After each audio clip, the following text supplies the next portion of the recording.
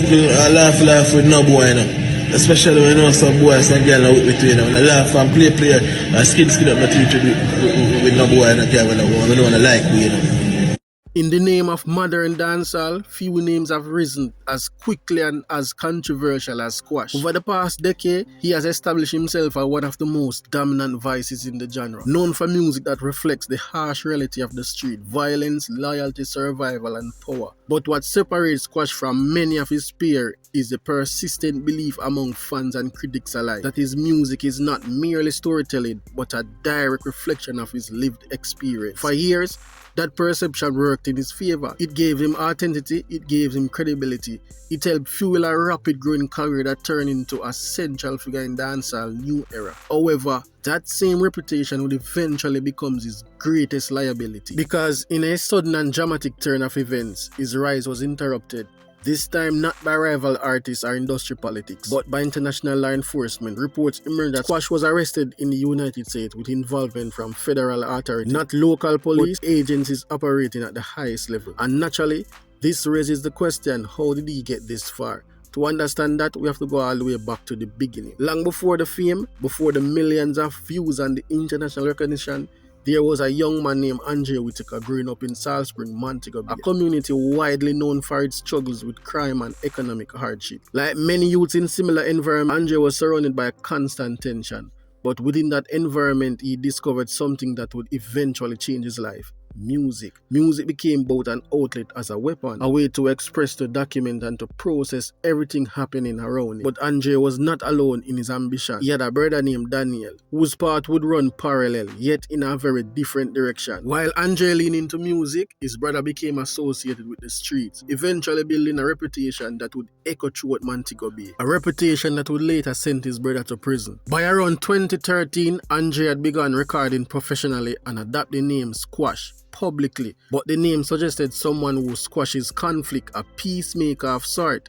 But as his career developed, the contrast between that image and the content of his music became increasingly apparent. At the same time, his brother, often referred to as G-Man, was reportedly gaining influence within a ground linked in activities in Montego Bay.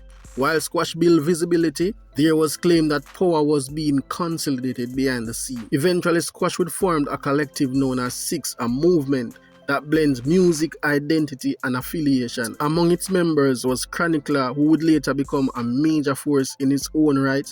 He also had Daddy One and a few more. The formula was effective: music on the front end, influence in the background. From a period, it appeared unstoppable. That moment was disrupted in September 2017 when Squash brother was killed during a police operation in Jamaica. The details remain unclear, but the impact was undeniable. It was both a personal loss and a shift in power.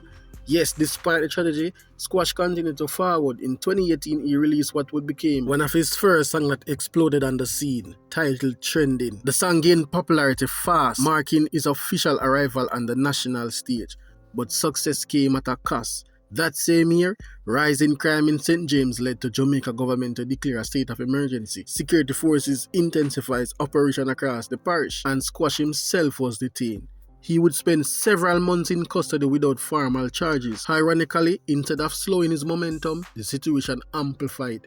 His name spread even further. His story became part of his brand. By the time he was released in early 2019, he returned not as an emerged artist, but as a fully established figure with a growing fan base. Following his release, Squash capitalized immediately. He dropped a series of songs reflecting his experience, while Chronicler simultaneously broke through with Hillside. Then came another additional, Daddy One, whose rapid rise added further momentum to the collective. At that point, it was no longer about individual success. Six has became a movement, and Squash stood at the center. His collaboration with Vybz Kartel further cemented his status, linking him with one of the most decorated figures in dancehall.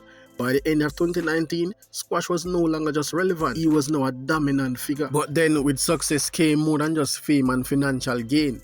It also brought increased influence on the street, and as Squash continued to rise, his name became entangled in a wider web of tension, rivalry, and alleged underworld activity. Zipper one part, tell some boy don't make it 609 year. That's a crime time here. Fuck girl money and murder. Squash man, big up yourself, yeah man.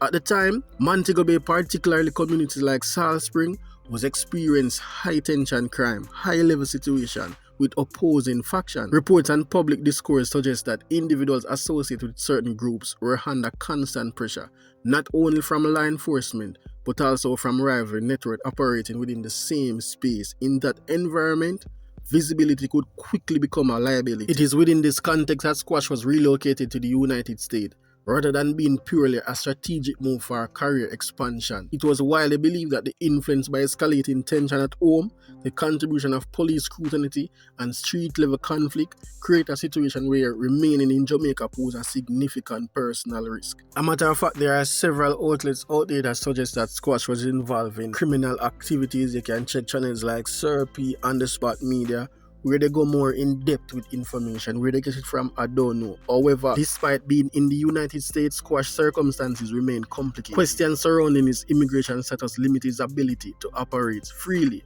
particularly when it comes to stage performances and appearing at major events. At the same time, the perception of ongoing rivalries following him contributing to an environment where movement, even overseas, was far from secure. Then came February 24, 2025. A routine traffic stop in Miami would alter the course of everything.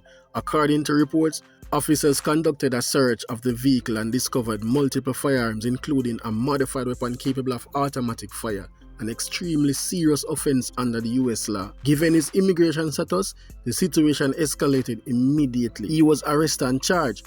Although bond was posted, his release was short-lived. Immigration authorities intervened, placing him into federal custody. But the situation did not end there. As the investigation progressed, prosecution introduced a far more serious narrative. They alleged that Squash was not just an artist, but a central figure in a transitional criminal organization operating between Jamaica and the United States. At that level, the case moved from beyond local jurisdiction. It becomes federal, and when federal agencies such as Federal Bureau of Investigation become involved, the stakes change entirely. This was no longer a simple weapon charge, it was something much bigger. But in 2025, the unexpected happened. As court proceedings began, it reveals that the authority had been monitoring individuals connecting to the case prior to the arrest. Faced with mounting pressure and the risk of several penalties, Squash immediately accepted a plea deal. He pleaded guilty to the firearm-related charges. In return, more serious allegations were not pushed in court. Dancehall entertainer Squash has been sentenced to 27 months after pleading guilty to gun-related charges in the United States. The reaction was immediate as many supporters called for his freedom. Critics questioned the outcome. Speculation spread regarding how such a deal was reached. But the reality is, plea deals are a very common feature of the US legal system. They do not always indicate cooperation. They often reflect strategy, risk management, and strength or weakness of available evidence. Now, Squash faced time behind bars in the United States, and regardless of the outcome, one thing is certain: his music and his life will not be the same.